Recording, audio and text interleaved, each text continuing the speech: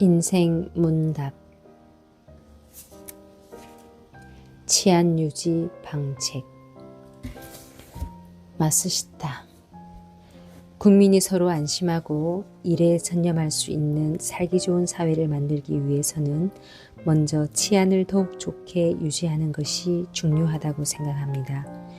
오늘날 일본에서도 치안 안정에 대해서는 여러 가지로 연구도 하고 노력도 하고 있지만 그럼에도 불구하고 반드시 바람직한 상태에 있다고는 할 수 없습니다. 새롭게 법률을 제정하거나 경관을 늘리는 것도 생각할 수 있지만 오히려 그러한 것은 적게 하면서 그 위에 치안을 더욱 좋게 할 수 있는 발본적인 방법, 방책은 없을까요? 있다고 한다면 그것은 도대체 어떠한 것일까요? SGI 회장, 국민이 안심하고 생활할 수 있는 살기 좋은 사회를 만들려면 먼저 치안을 확보하는 것이 중요하다는 의견에 저도 기본적으로는 찬성입니다. 그러나 오늘날 일본이 여러 외국과 비교할 때 상당히 치안이 안정되어 있다는 것은 국제적으로도 높이 평가받고 있습니다. 저도 여러 나라를 돌아다니며 보고 피부로 느끼고 있습니다. 그런데 치안 유지는 예로부터 위정자가 가장 먼저 유념하는 부분입니다. 그러나 이것에는 양면의 의도가 있다고 저는 생각합니다. 첫째는 진정으로 위정자로서 국민의 안녕 질서를 유지하려고 하는 의도에 의한 것과 또 하나의 측면으로 권력자 스스로 권력을 오랫동안 유지하기 위해 치안의 확보를 꾀하는 것입니다. 물론 이 두 가지 측면을 분리하여 생각할 수야 없겠지만 본래는 전자가 주체가 되어야 하며 이것이 역전하여 후자 쪽이 강해지면 어쩔 수 없이 경찰 국가로 되고 맙니다. 고대의 전제 국가나 근대 현대의 독재 국가에서 볼 수 있는 예입니다. 일본에서도 전쟁 동안에 치안유지법이라는 법률 등으로 치안 유지를 명목으로 수많은 국민이 억울하게 탄압받았습니다. 아시다시피 창가학회도 1943년에 치안유지법 위반으로 초대 회장은 옥사, 2대 회장, 당시는 창가교육학회 이사장도 2년간 감옥에 있었습니다. 이러한 과거의 역사에 비춰보더라도 저는 새로이 치안을 위한 법률을 제정하거나 경관을 내리는 것에는 반대합니다.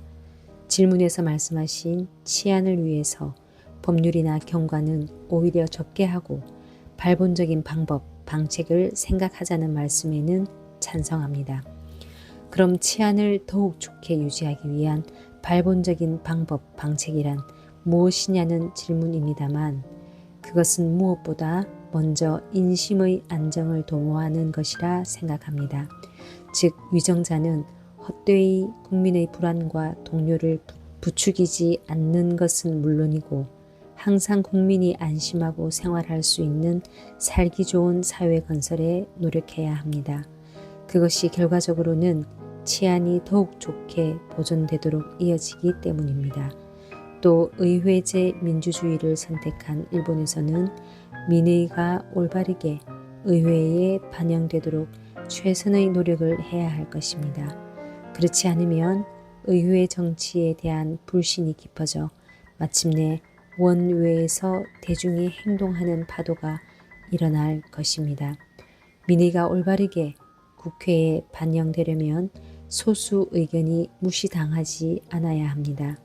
다수결 원리를 선택하는 의회에서는 다수당이 억지를 부리는 것을 이따금씩 볼 수 있지만 그것은 약자를 잘라버리는 정치이며 오히려 치안을 흐트러지게 하는 원인을 만들고 있는 것입니다. 그리고 경제적 측면으로는 공평한 부의 분배가 중요합니다. 일부 불로소득자가 막대한 재산을 모으고 있어 대다수의 국민이 빈곤으로 고통받는 사회라면 치안이 유지될 리가 없습니다. 일찍이 에도 시대에 농민 폭동과 쌀 소동이 일어난 것도 그러한 경제적 불평등이 하나의 원인이 되었다고 생각합니다. 자유주의 경제의 현대 일본에서도 대기업이 반사회적인 행위로 물가를 올리거나 부당한 이익을 얻는다면 언제 민중의 분노가 폭발할지 모르는 일입니다.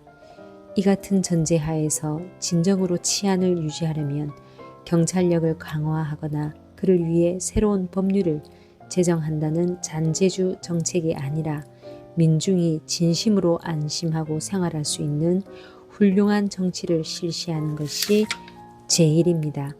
그를 위해서는 사람들의 마음이 저절로 일치할 수 있는 가치관의 수립 그리고 사회적 불평등의 시정이 가장 중요하다고 생각합니다.